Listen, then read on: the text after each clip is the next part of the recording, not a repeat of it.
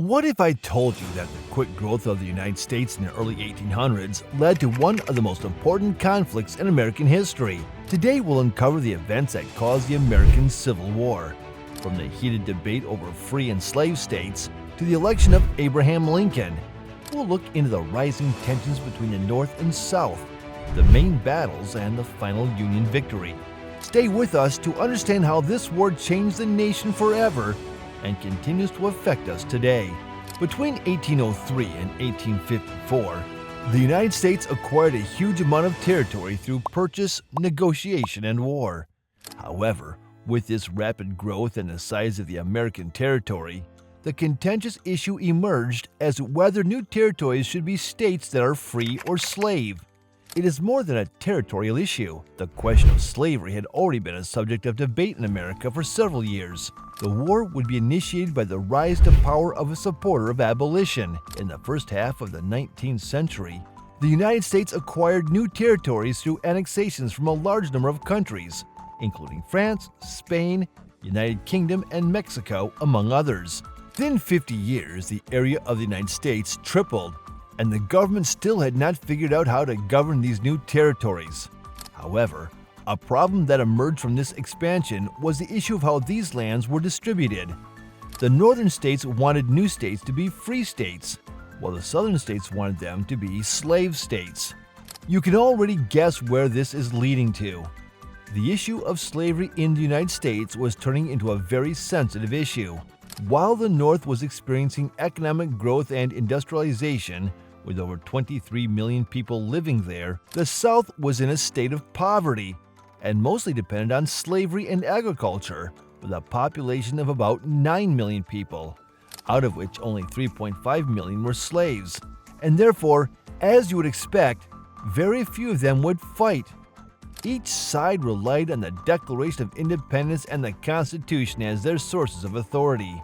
The South pointed to the right to property and saw the Union as something they could leave whenever they wanted, while the North thought of it as one country ruled by a central government and pointed to the all men are created equal bit. These backbones of American society were left a little bit too much to interpretation by the Founding Fathers, and many people were wondering what they really meant. Could black people be citizens? Should slavery be abolished? Cereal or milk first? Some attempted to address the problem in a more diplomatic way, but it only led to very contentious and preposterous compromises, such as the one of 1850, which granted statehood to California, proposed these lands under the Missouri Compromise line to decide their fate on their own, and enacted the Fugitive Slave Law, which required any state, including those that had abolished slavery, to return runaway slaves.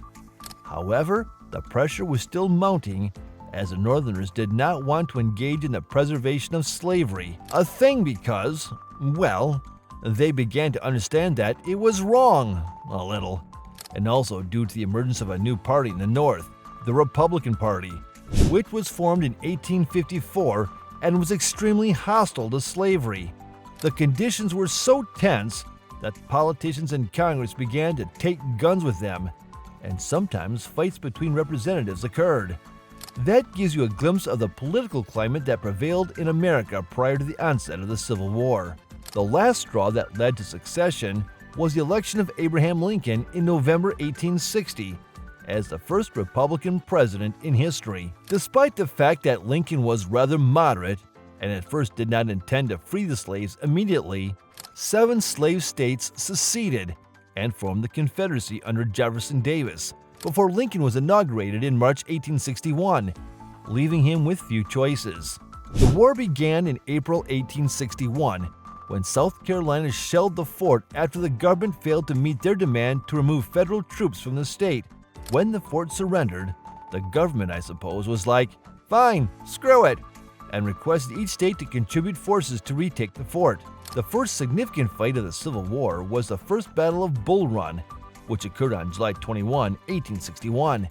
This was one of the major attempts by the North to capture the southern capital of Richmond. The meeting was highly disorganized and there was a lot of confusion. A lot of soldiers on both sides were greenhorns who had never been in a war before. Adding to the confusion, The flags of the Union and Confederate armies were nearly identical, making it difficult to distinguish friend from foe. Ironically, people from different parts of the country came to Virginia to watch the battle, expecting it to be over in a few hours, and they came with picnics to watch the show. However, the North was not able to hold the Confederacy back for long, and both sides suffered a great number of losses. This early triumph for the South was followed by a series of misfortunes for the North, which not only suffered a blow to morale, but also lost important strategic positions. During these challenges, a Union general named Ulysses S. Grant emerged as a significant figure in the Western theater of the war through a series of military successes. The Union forces began to gain a slight advantage by February 1862. The Union Army had gained significant victories in central Kentucky and Tennessee, and thus had a strategic advantage in the area. The next strategic objective for the Union was to move southward and capture a crucial Confederate east-west railway hub located in northern Mississippi. This campaign resulted in one of the bloodiest encounters of the war, with over 23,000 casualties on both sides. Despite the heavy losses, the Union emerged victorious in this critical battle. However, the situation on the international level was becoming more tense. The Trent Affair that took place on 8 November 1861 came close to provoking a war between the United States and the United Kingdom. The event was a seizure of 2 Confederate envoys on a British vessel by the U.S. Navy. This aggressive action worsened diplomatic relations, and for a while it appeared that war with Britain was inevitable. While the diplomats were released, the event remained a constant reminder of the possibility of European interference in the American war. The Union had closed down the southern ports, and this had affected the export of cotton, which was an important material for the European industries, hence worsening the relations. However, even after the release of the Confederate diplomats, the European powers, especially the United Kingdom, continued to threaten to intervene. The blockade, which prevented the importation of cotton from the South, put a lot of economic pressure on Europe and affected the political relations. This international aspect was another factor that made the already complex and bloody Civil War even more complicated, as the Union and Confederacy were not only fighting each other, but also trying to avoid foreign interference. With the early successes in the South, General Robert E. Lee felt that he had the green light to invade the North and threaten the capital of Washington, D.C. This was part of a carefully planned and coordinated campaign that appeared to have all the makings of a successful campaign. But one day, something happened which changed the course of the events in a very dramatic way. A Union soldier picked up Lee's detailed plans for the Antietam campaign from a cigar. This vital information proved to be a major boon to the Union troops. The Battle of Antietam that occurred on September 17, 1862, was the bloodiest day in the history of the United States military. The intense battle led to the loss of about 23,000 soldiers on both sides through death, injuries, and disappearances. Despite the staggering casualties, the battle ended in a draw. However, it succeeded in halting Lee's invasion of the North, at least temporarily. In a transformative moment for the Civil War, President Abraham Lincoln issued the Emancipation Proclamation on January 1, 1863. This landmark document declared the abolition of slavery in the Confederate States. The proclamation fundamentally shifted the war's primary goal from merely preserving the Union to fighting for the abolition of slavery. By redefining the war's purpose, Lincoln gave it a new, profound meaning. The Emancipation Proclamation was more than just a moral decision. It had significant strategic implications. By framing the war as a fight against slavery, Lincoln bolstered the Union's moral standing. This move made it politically and morally difficult for European powers like France and the United Kingdom, which had already abolished slavery, to intervene on behalf of the Confederacy. Any support for the South would have appeared hypocritical, thus ensuring the Union faced no foreign intervention in the conflict. The war was at a turning point. In July 1863, Robert E. Lee attempted a new capture of Washington, D.C., in what would become the most famous battle of the war, the Battle of Gettysburg.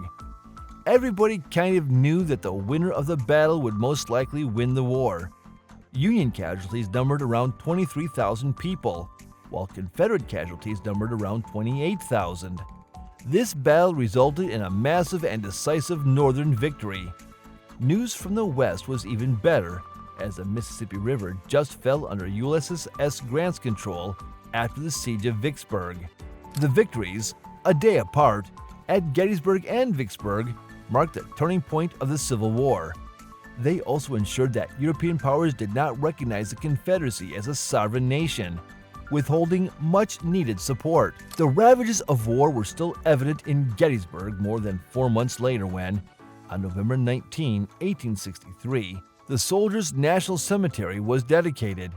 This ceremony evolved into yet another significant event in the history of America. President Abraham Lincoln paid tribute to the dead and recast the meaning of the war in his famous Gettysburg Address. On that day, he was not even the day's main orator. That is true. Another man was said to have addressed the crowd for 2 hours non-stop before Lincoln could find his voice.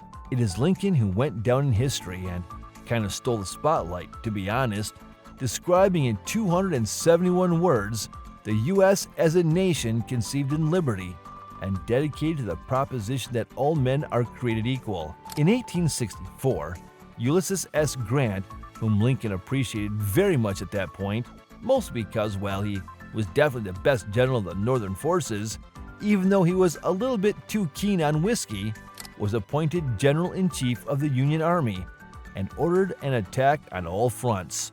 Atlanta was captured and then occupied by General William Sherman.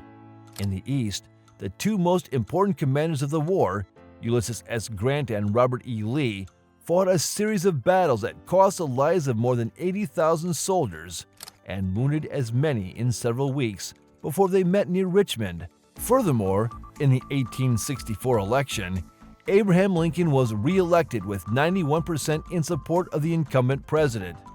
Since the Southern generals did not want to give up, Sherman left Atlanta and went through Georgia and South Carolina, destroying railroads and farms and freeing slaves and causing billions of dollars worth of damages. In the East, with more and more pressure from the Union, General Lee left the place under the siege of Grant, and Southern forces set fire to the city of Richmond, which was the capital of the South. Lee surrendered a few weeks later, and other generals followed suit. The American Civil War was over. In Congress, the 13th Amendment, which abolished slavery and involuntary servitude, was passed by the Senate on April 8, 1864, and the House of Representatives on January 31, 1865. Unfortunately, Lincoln wouldn't be able to see the ratification of his amendment and greatest achievement, as he was shot by John Wilkes Booth on April 14, 1865, at Ford's Theater in Washington, D.C., and passed away the next day. The amendment was ratified by the required number of states on December 6, 1865. The Confederate president, Jefferson Davis, was soon captured, and the South came under military occupation. However, the hardest task was yet to come: Reconstruction and reconciliation. Over 750,000 men died in this conflict, making it the deadliest in American history. Black people would soon be given citizenship and the right to vote. Families were reunited, and decades of suffering for millions of black people finally came to an end. Yet, the fight continues up to this day to end discrimination and promote equality. Even today, the consequences of this war still have repercussions in the United States of America and American society as a whole. Just like Abraham Lincoln did in his time, we should strive for unity and progress. Little did Lincoln know that he would be remembered as a humble president who preserved the nation and fought for what was right. He remains to this day one of the most consequential and beloved presidents in American history. Thanks for watching. If you liked this video, don't forget to leave a like and comment. See you next time.